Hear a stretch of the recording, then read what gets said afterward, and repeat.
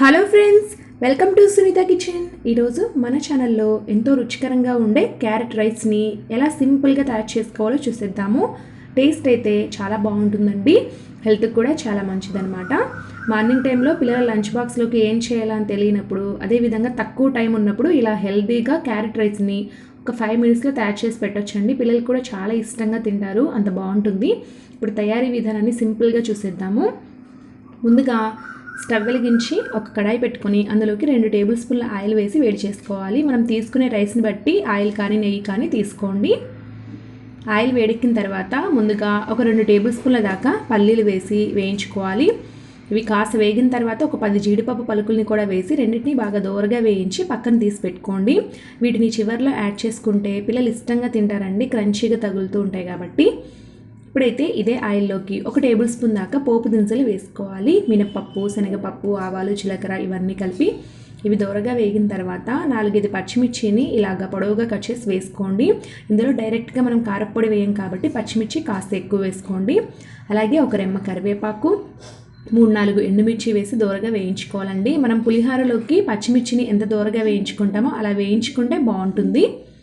So ఇక్కడ పోపు చక్కగా వేగింది కదా. ఇప్పుడైతే ఇందులోకి సన్నగా తరిగి పెట్టుకున్నటువంటి ఈ క్యారెట్ తురుము వేసుకోవాలన్నమాట. ఇలా పొడవుగా తురుముకోండి, బాగుంటుంది క్యారెట్ రైస్లోకి.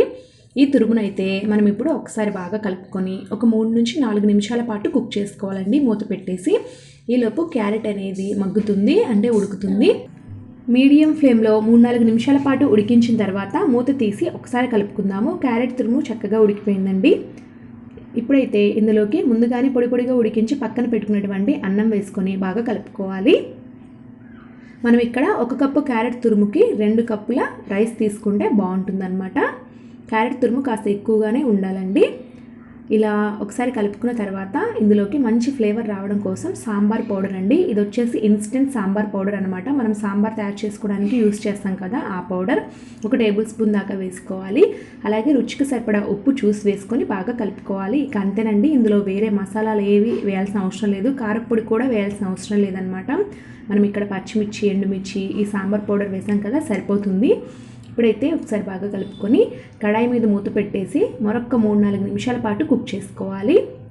ఒక 3-4 నిమిషాల తర్వాత మూత తీసి ఒకసారి బాగా కలిపేసుకుందాము. వేడివేడిగా మనకి ఇక్కడ సాంబార్ రైస్ అనేది రెడీ అయిపోయింది మంచి ఫ్లేవర్తో.